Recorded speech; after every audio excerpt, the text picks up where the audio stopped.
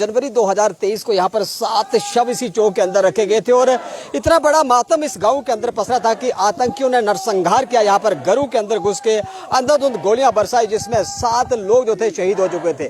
दोहरे आतंकी हमले में आईडी ब्लास्ट में 2 मासूम बच्चों की जान चली गई थी और लगभग 9 माह बीतने को है और 9 महीने से ये परिवार, पीड़ित परिवार, आज भी इंसाफ की गुहार लगा रहे हैं। इंतजार में है कि आखिर कब ढांगरी नरसंहार के अंदर शामिल आतंकियों को कब सेना द्वारा न्यूट्रलाइज किया जाएगा, कब ये खबर आएगी और उन शहीद आत्माओं को यहाँ पर श्रद्धांजलि मिलेगी, उस माता के कलेजे को ठंडक पहुंचेगी जो लगातार 9 माह से उन मासूम बच्चों को ढूंढ रही है। इकलौती माता इस दुनिया में रह चुकी है क्योंकि दीपक और प्रिंस नाम के 2 जवान बेटे इस मां ने अपनी आंखों के सामने खो दिए और उन जवान बेटों को खोने के बाद दुनिया में बिल्कुल अकेली रह चुकी पीड़ित माता लगातार समाज से गुहार लगा रही है कि वे उसके साथ खड़े हों ताकि उनको इंसाफ मिल सके।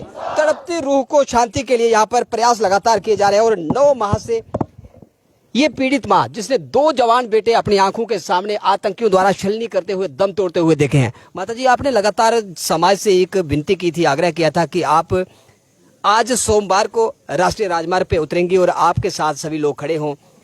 उसी बीच एनआईए का एक बयान आया था कि 2 आतंकी सहयोगी लश्कर ए तोयबा के जो आतंकी थे, जो मेंढर के रहने वाले थे, उनको गिरफ्तार किया गया है और आज उसके बावजूद भी आप सड़कों पे हैं।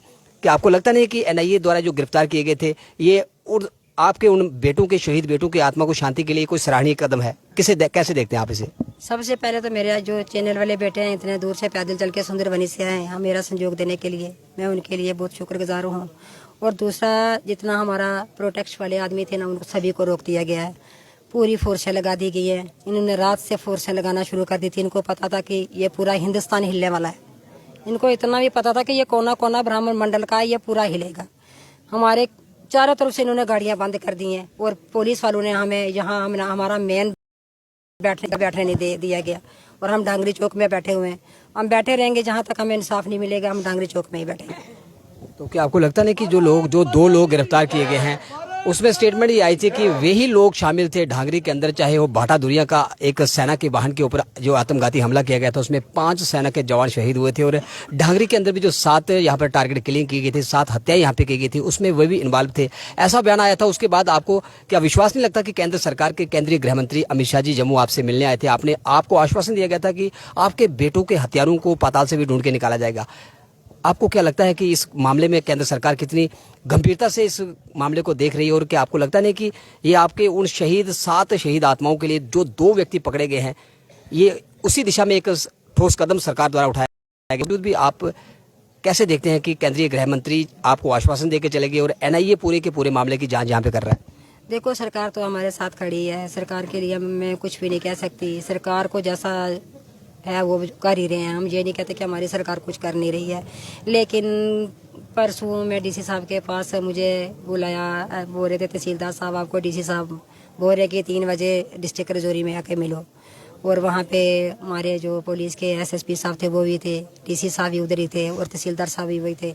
बोले कि आप एक बात करो कि आप ये जो धरना प्रदर्शन है ये बंद कर दो, लेकिन आप जम्मू जाओ, वहाँ पे आपको 2 आदमी दिखाएंगे लेकिन उनकी पहचान करनी होगी आपको, लेकिन आप ऐसा करना किसी दूसरे आदमी को मत बताना।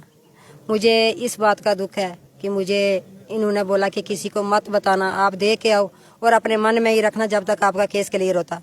जब मैं जम्मू में गई, अभी मैं जम्मू कहाँ हाल ही में सुंदरबनी तक भी नहीं पहुंची थी, इन्होंने वो जो आदमी मुझे दिखाने थे वही आदमी इन्होंने चैनल पे चढ़ा दिए, पूरी खबरें स्टार्ट कर दी कि जो ढांगरी के गुनाहगार थे वो पकड़े गए हैं। सभी चैनलों पे उन्होंने बता दिया।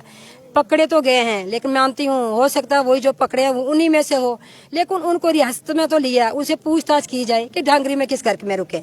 मुझे उनसे कुछ नहीं लेना, चाहे मेंढर के हैं, पुंछ के हैं, श्रीनगर के हैं, पाकिस्तान से हैं, यहाँ के भी है, लेकिन जिन आदमी ने उनको ढांगरी में लाया है और जिन्होंने मेरे बच्चों के नाम बताए हैं, जिन्होंने मेरे घर में आईडियाँ लगाई हैं और मेरे घर में ही टारगेट किया है, अगर मिलिटेंट होते तो दाएं बाएं भी जा सकते थे हैं। मुझे वो आदमी चाहिए।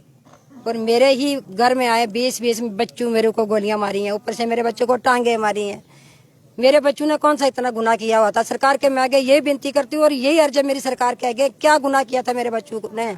मैं माँ कुछ नहीं चाहती हूँ, मुझे कोई नौकरी से डर नहीं है, मुझे कोई पैसे का नहीं है, मुझे किसी से नहीं, मुझे अपनी जान का भी नहीं है। आप मेरी जो बाजी है ना और किसी से भी नहीं है, मुझे सिर्फ अपनी जान की है।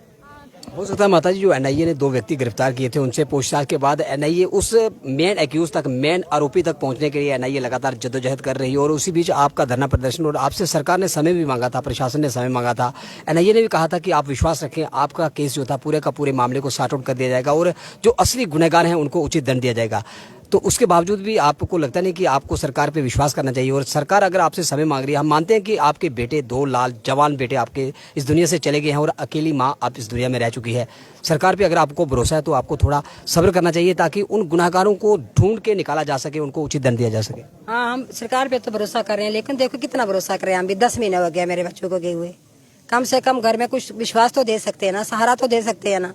जो पकड़े हुए ना अच्छे से उनकी पूछताछ की जाए और अच्छे से उनको पूछे कि कहाँ रुके हैं, किसने भेजा था, क्या हुआ था। अगर 9 महीने हो गए, अगर बोलेंगे 2 साल और लगा देंगे।